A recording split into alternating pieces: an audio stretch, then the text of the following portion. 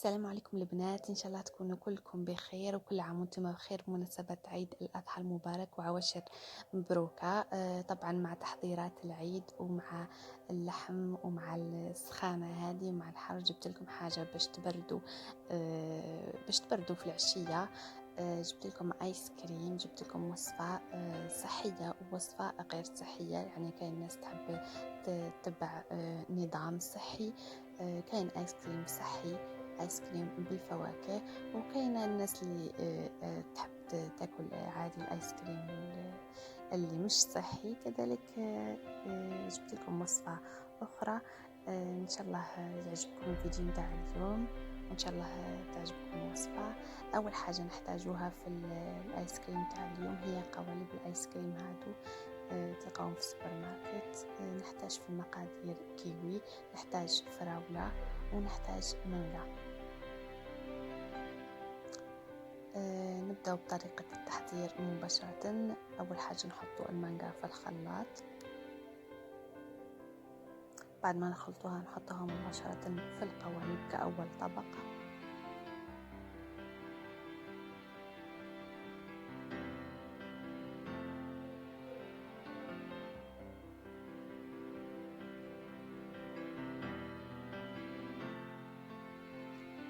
عندي هنا تاني مكون هو الفراولة، نحطوه في الخلاط كذلك، نحطوه كتاني طبقة بعد المانجو.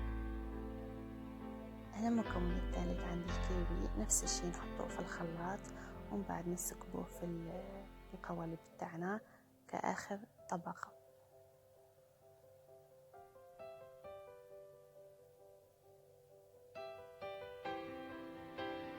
أنا القوالب تاعنا راهو جاهزين تاع الآيس كريم الصحي. نغلقوه عليهم ونروحوا المكون عفوا الوصفة الثانية تاع الآيس كريم الغير صحي. هنا عندي كوب من الحليب ما يعادل 200 مليلتر، وهنا عندي النوتيلا، مكونين فقط. النوتيلا عندي ملعقتين كبار في كوب، هنا حطيتهم في الخلاط حتى يتجانسوا مع بعض، ومن بعد نسكب الخليط تاعي في القوالب.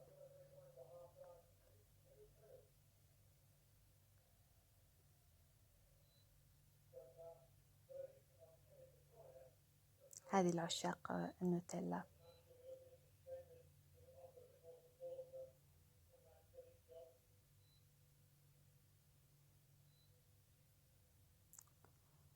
ونحط القوالب تاعي هنا بعد ما تجهز، نسكر عليها ونحطوها في المجمد.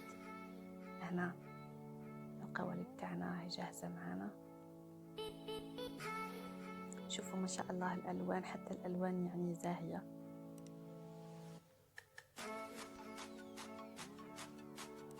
يعني مش الناس اللي تعمل نظام تتبع نظام صحي ولا أكل صحي ما تعملش آيس كريم، هي كذلك تعمل آيس كريم وتستمتع وتبرد على روحها كذلك.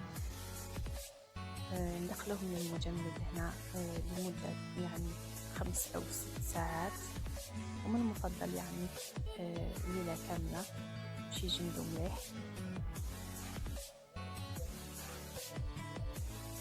إذا هذه هي النتيجة تاع الآيس كريم تاعنا بعد ما طلعته من المجمد. آيس كريم صحي بالفواكه ولذيذ. هنا نسيت ما صورتش نتاع النوتيلا لأنه تم أكله مباشرة.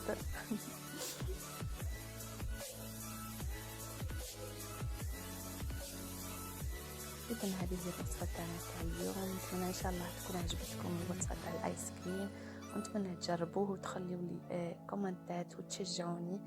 إلى فيديو آخر إن شاء الله. كل عام وانتم بخير وعيدكم مبروك. السلام.